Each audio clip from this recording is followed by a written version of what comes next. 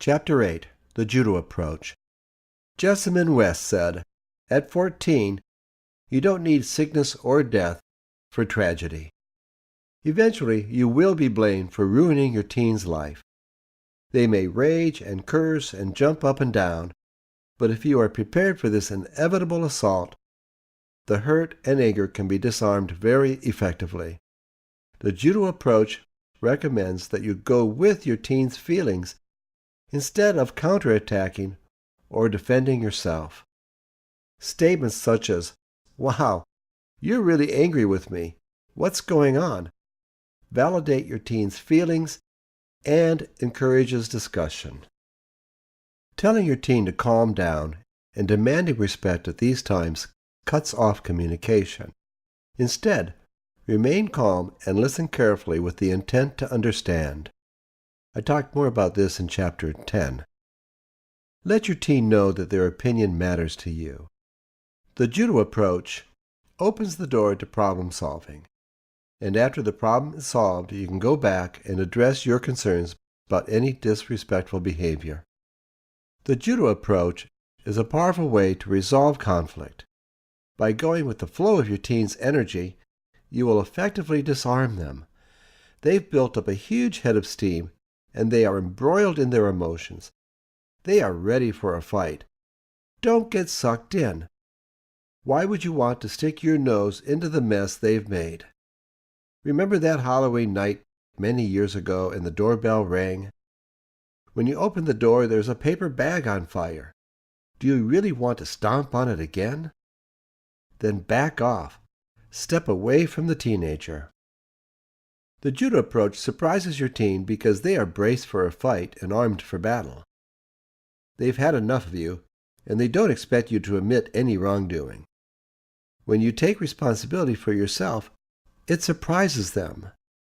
This is the last thing they expect. The Judo Approach helps you to dodge power struggles when your teen expects you to argue with them. Yes, they may have a problem with you, but it's their problem, not yours. Now, you may have a problem with their behavior, their language, or their tone of voice, but these things are not the problem. These behaviors are indicators of the problem and how strongly your teen feels about it, but they are not the problem. When your son or daughter is angry with you, the Judo Approach gently allows both of you to get to a place where you can express yourselves honestly. When the real problem is resolved, you can go back and address the problem of their conduct. This is an opportunity to teach them how to be more assertive as well. In the meantime, when your teen is feeling overwhelmed, there is nothing you can do or say to calm them down, so go with the flow. This means validating their feelings and experiences. Adolescents are often unaware of their emotions, much less able to express them appropriately. When you confirm your teen's right to be angry, their anger subsides or disappears altogether. Help your teen to identify the feeling beneath the anger. This helps your teen to respond to stressful events without becoming overwhelmed and resorting to anger. Adolescents expect adults to minimize, even ridicule their viewpoints. Teenagers firmly believe that grown-ups are unable to admit doing anything wrong. But when you admit you're wrong, magic happens. Teenagers also believe adults think they know it all, and they don't take teenagers seriously. They could be right here. All of their lives, teenagers have lived in the shadow of adults around them. They need an adult's permission to do almost anything, and by the time they become adolescents, these young people are fed up with parental control. Parents and teachers, bless their hearts, have a reputation of being notorious know-it-alls. By this I mean, teachers and parents have difficulty admitting to mistakes. Perhaps they believe admitting to mistakes makes them appear fallible, foolish, or not worthy of respect. Actually, just the opposite is true. When you make a mistake and don't take responsibility, it erodes the trust and respect you have built up with your kid. Teenagers know when you're not being honest with them. As mentioned in Chapter 1, your kids are much too wise to fall for such obvious attempts to cover up a mistake. Children are told to take responsibility for the behavior nearly every day by well-meaning parents, teachers, and other adults in their lives. Frequently, however, these same adults don't take personal responsibility for themselves. I call this the do as I say, not as I do syndrome. When these kids are fortunate enough to encounter adults who actually walk their talk, they are relieved to know that not all adults are the same. Think about some of the misleading statements you have told your children. I'm not talking about your answers to questions like, does Santa Claus really exist? I'm talking about being honest with your kids about life when they most need the truth. By the time your teen does confront your hypocrisy, they have put a lot of thought into the problem and have been experiencing it for a long time. Their confrontation gives you a golden opportunity to solidify your relationship. Yes, it may look pretty rocky right now, but any defensive posturing on your part will only escalate the problem. If your teen is hopping mad at you, it is the perfect time to use the Judo approach. Imagine this scenario. You arrive home from work after a long day. You're tired and looking forward to a peaceful evening at home. As soon as you walk through the door, your daughter confronts you. She is consumed with frustration and anger, and it's all directed at you. What do you do now? What have you done in the past? Many parents react to their yelling teens with anger and yell back at them, creating even more anger and hostility. In families like this, he who yells the loudest wins. Don't be this family. When your teen's anger and frustration are met with your anger and frustration, they become intimidated and they feel powerless. Before you know it, this dangerous mix of emotions turns into a nuclear chain reaction. Handy insight. Remember, in your teen's eyes, you have all the power, and they have none. You may be tired, frustrated, and confused, but if you are caught off guard, it is extremely important not to get defensive. Defensiveness leads to even more anger. It is also a good idea to buy some time, clear your head, and get a better idea about what's going on. After all, you've just been accosted by a lunatic disguised as your daughter. This is where all of your practice with Shields Up Scotty really pays off. Remain quiet and calm. Breathe slowly and deeply until you are free of any defenses.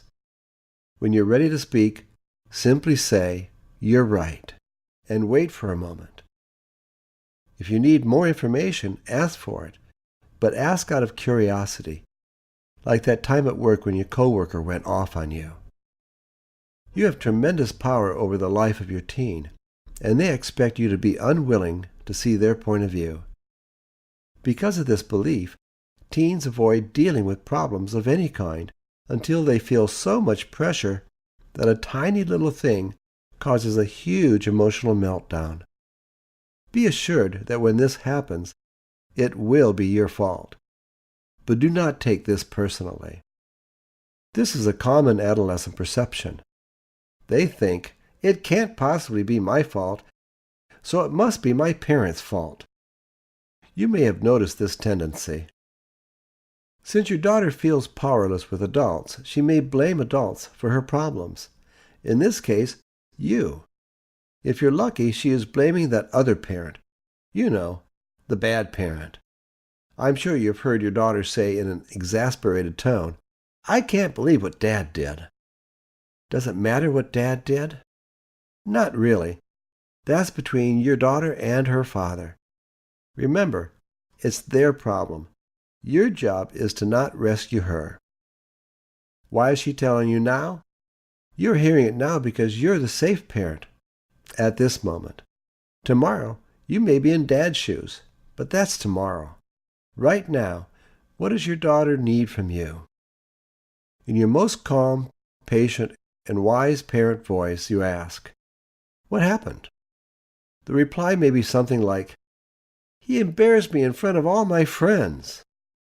You might be tempted to ask what seems to be the next logical question: what did he do now? However, this seemingly innocent question does nothing to solve the problem, and may cause even more distress for your daughter. As interested as you might be in the details of what happened, it's really none of your business. If you get into this line of questioning, you run the risk of being drawn into a triangulation, a dynamic that pits one parent against the other. It is very dangerous. I will talk more about it later in this chapter. When using the Judo approach in this situation, you might say, "What was that like for you?" The solution to your daughter's problem is not in the details of what happened, and by wisely avoiding the details, you can now focus on her feelings. They are not hard to get to.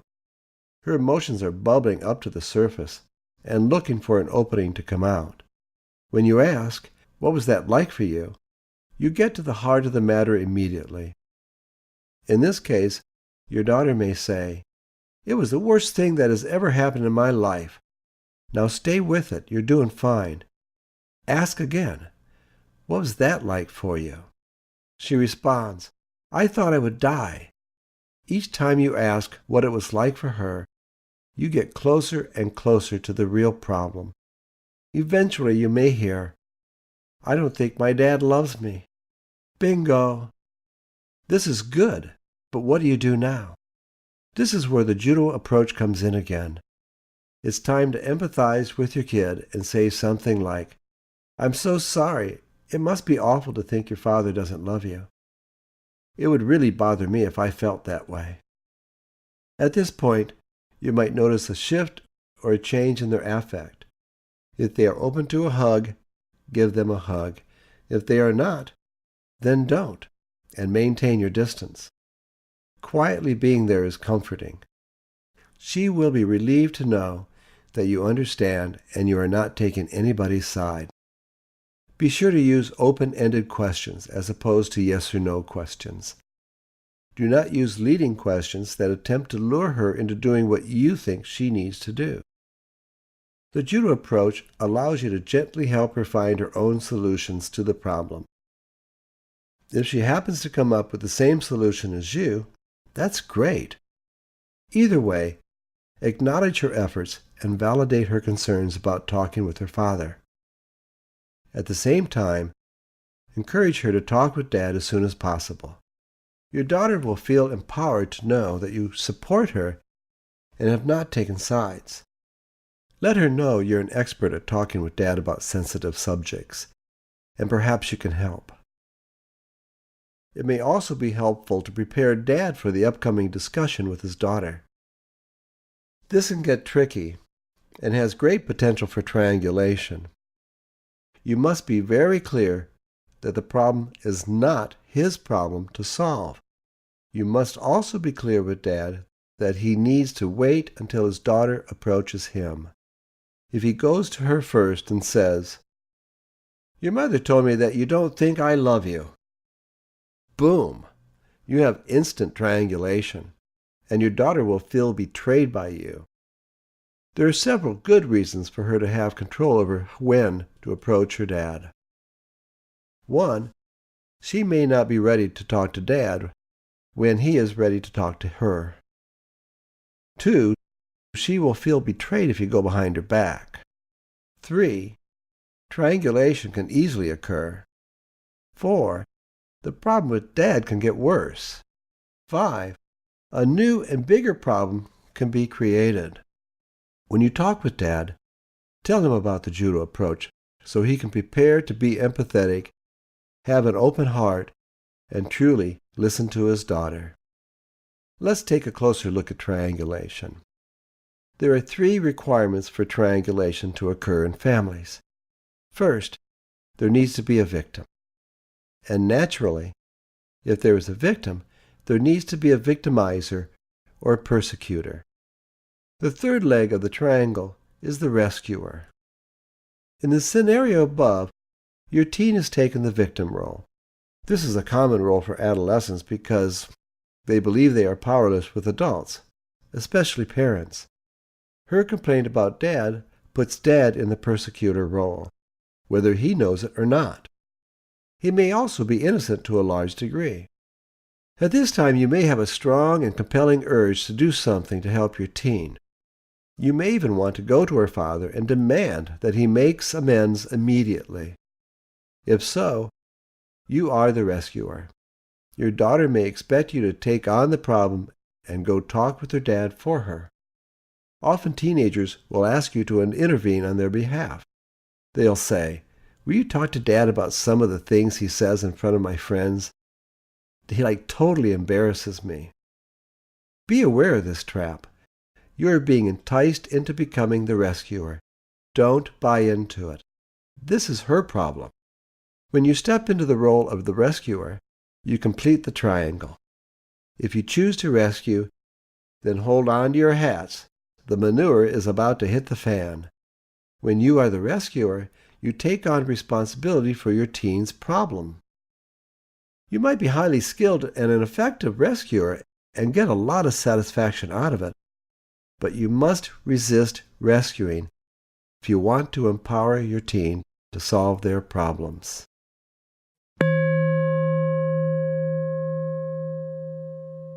Fun facts about adolescence. In her iVillage.com article, Dr. Michelle Borba makes 4 points about the value of being honest with your teen. Number 1. Expect honesty. Repeatedly spell out your expectations for honesty. Say something like, "Everyone in our family is always expected to be honest with one another." Once you lay down your honesty expectations, ask your child to promise to tell you the truth, and vice versa. Number 2. Make it easy for your kid to open up. While you should expect honesty from your kid, he also needs to feel safe enough to come to you and admit his mistakes. A too harsh approach creates fear, and he may decide that lying is a better alternative than admitting to the truth. A too lenient approach can make lying become a habit he gets away with. Number 3. Model honesty. One way our kids learn new habits is by modeling our example. So how are you doing? Do you ever ask your kid to tell the caller you're not home? Lie. Keep the change if you're given too much. Lie. Tell the cashier that your kid is younger to get a break off that ticket price. Lie. And number 4, reinforce honesty. Give your kid credit for owning up to his mistakes and having the courage to admit to a lie. Behaviors that are reinforced are more likely to be repeated, and repeated behaviors are more likely to become new habits. Praise your child's honesty. When rescuers take action on behalf of the victim, they frequently turn into a persecutor as they confront the offending party. The original persecutor feels attacked and takes on the victim role. In this case, Dad has 2 choices. He can seek out a rescuer by blaming his daughter, or he continues to be the persecutor with a counterattack on you. Now you have a nuclear chain reaction. Are you happy now? Is it any wonder why I recommend parents disengage from potential triangulation at all costs? Do not let your teen's problems become yours. Letting your teen have problems is good practice for life. If you find yourself in a situation where your son or daughter wants you to step into the rescue role, be mindful of what you do next. You know when you are about to become a rescuer. This happens when you are feeling sorry for the victim. At these times, you also have a heightened awareness of the power differential between the persecutor and the victim. These 2 factors may compel you to jump in and rescue your teen, but don't do it.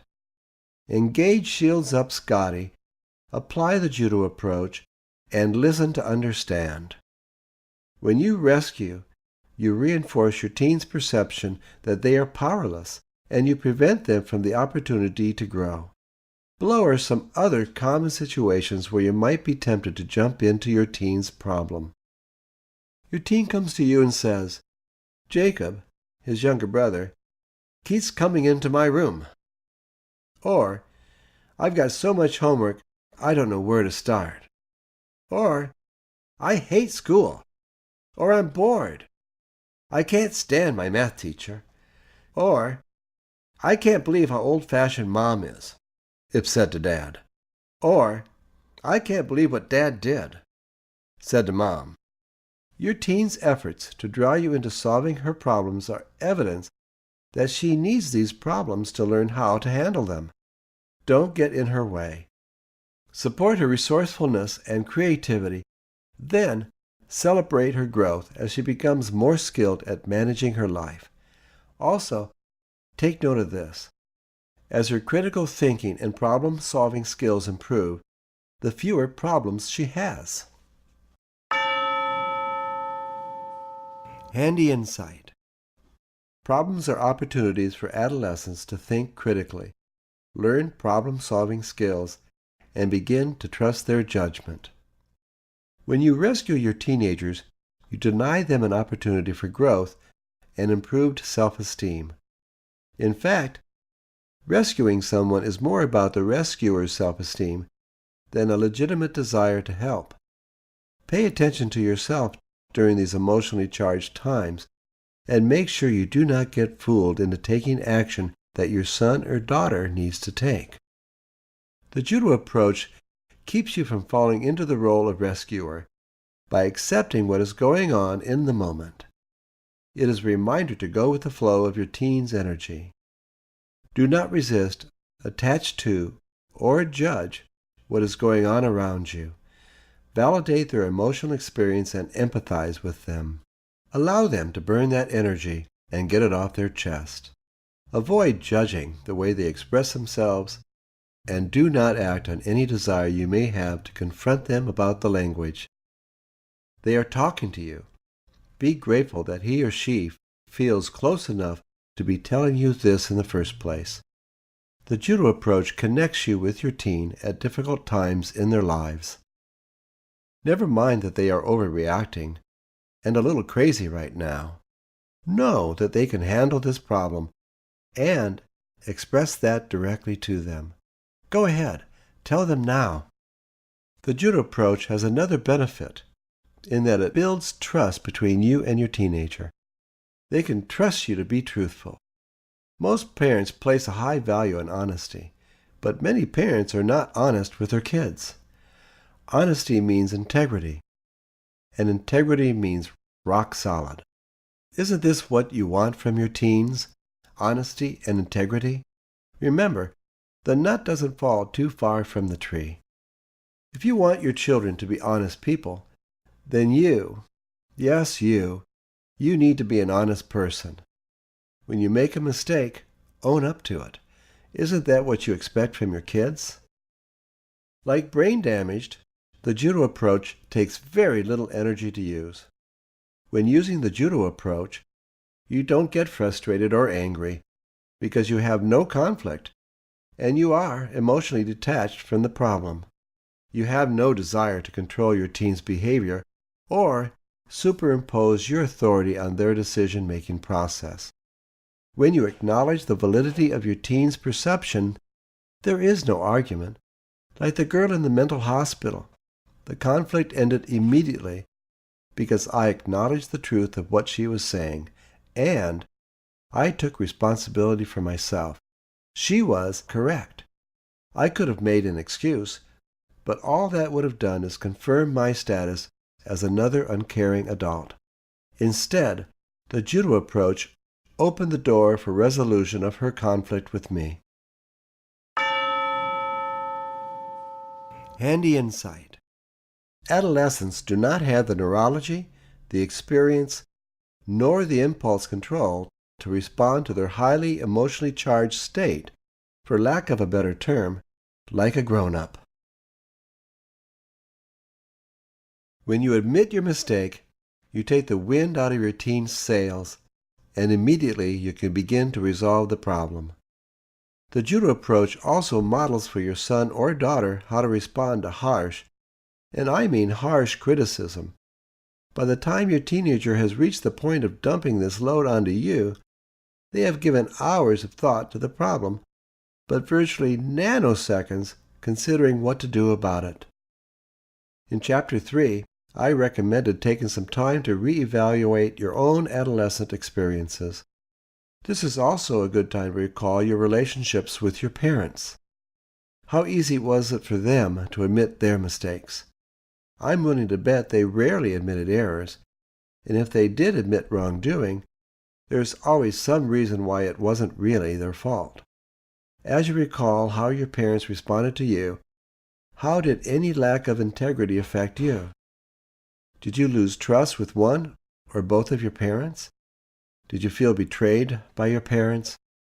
What did you need most from your parents at that time?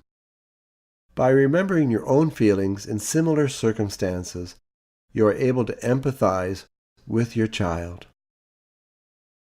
Please note that simply because your parents made mistakes, these mistakes did not make them bad parents. Just as making your own parenting errors does not make you a bad parent, it makes you a human parent. Remember, you are humans raising humans, so do the best you can. And if you slip up every once in a while, be okay with it. Simply own it and learn from it. Is it not human to err? I'm sure you tell your kids to do their best, and when they fall down, you tell them it's going to be all right, right? When you make it okay to be okay with mistakes, there's no need to defend yourself or make excuses. Forgiveness is a key component of healthy relationships. Start with forgiving yourself first. The following story represents a typical family in my practice. I call it, "Why is it always my fault?" Tyler came into therapy with his mother and father. His parents explained that they were at the end of their rope. Tyler never listened to them, never followed any of the household rules, never came home when he was supposed to, never talked to them, never hung out with friends his parents approved of, never did anything right. The parents wanted me to fix Tyler. Tyler was 15 years old. He told me that lately he had become the bad guy in his family. If anything at all was wrong, according to him, it was automatically his fault. He felt the only way he could deal with it was to stay away from the house as much as possible, and to spend all of his time in his room when he was at home. He was tired of listening to his parents yelling at him, and he had decided that as soon as he was old enough, he was going to move out. He knew other kids who were doing fine on their own, bouncing from one friend's couch to another, and he believed that that would be better than living with people who hated him. In a pivotal family meeting, Tyler's mother heard him solemnly say this. She was shocked. She had no idea that he felt so unloved. Over the course of therapy, Tyler's parents were able to express to him what they truly felt. Both his mother and father told him how much they loved him and wanted only the best for him. They were worried about his safety and his future. They didn't like the distance that had grown between them. Tyler's father eventually was able to tell Tyler about the difficult time he had growing up as an only child in a single-parent household after his parents divorced. He said he essentially became an orphan because his mother had to work 2 jobs, and his father was so angry with his mother that he stopped having contact with him. His father disappeared for the most part. Tyler's father said he felt like he lost both of his parents at that time. He vowed that he would be a better father. Now he felt like he was failing Tyler. He told Tyler, "I know how it feels to lose your parents, and it must feel like you have lost your mother and I." With tears in his eyes, Tyler nodded. His father continued and said, "Son, you haven't lost us. We love you. I don't know where this all started going wrong, but I want things to be better between us from now on."